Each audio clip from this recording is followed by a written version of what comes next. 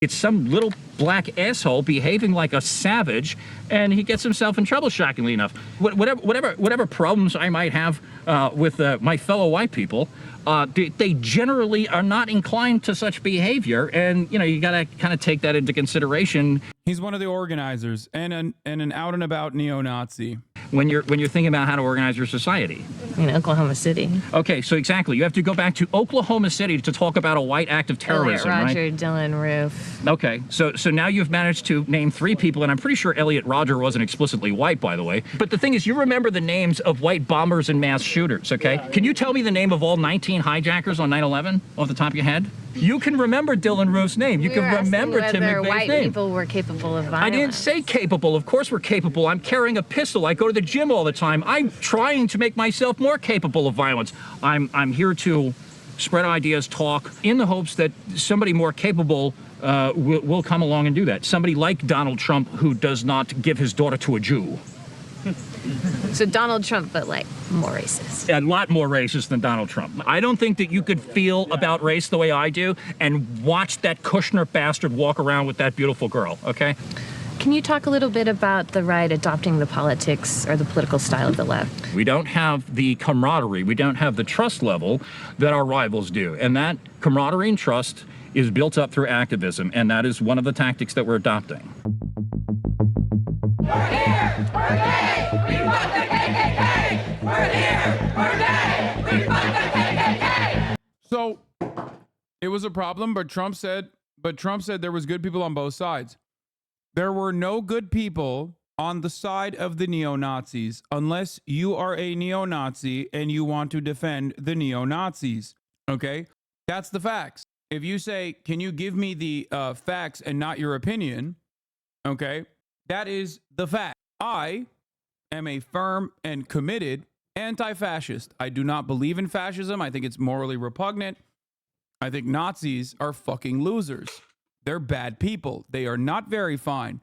And anyone that looks at a neo-Nazi rally and says, well, there are very fine people on both sides, is also a fucking Nazi, okay? And can suck my dick.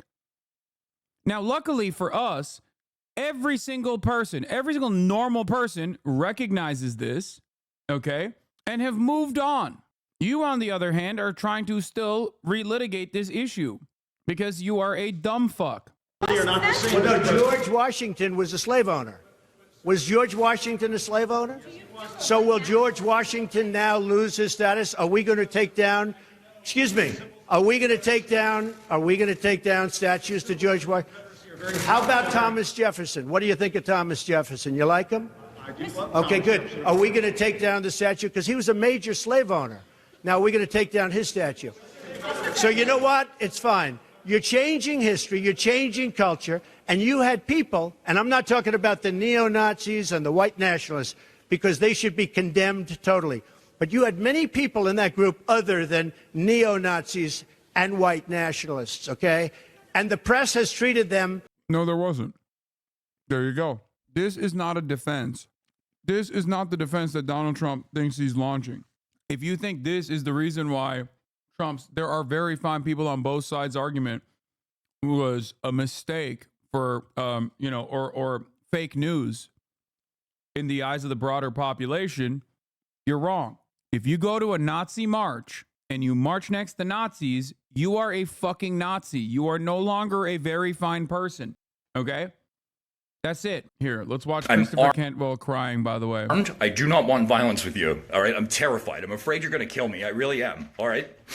So, just let's do this however we need to do it. You know, if I got to go to jail today, it won't be the first time, all right? I don't want to. I don't think I should. I think I honestly believe that I've been law-abiding and I've been engaged in violence. I have. There's no question about it, and I've done nothing to hide that. But it was done in defense of myself and others, and I would not have done it for any other reason. If I was a violent guy, you would have heard about it by now. Everybody in their mother wants to ruin my life, okay? And if I wanted violence, it's not a difficult thing for a guy like me to find, okay? So, yeah. That's Christopher Cantwell. also known as the crying Nazi. I too am crying right now because I forgot to run the 3-minute ad break at the top of the hour. And it's now past 14 minutes, but I'm running it now.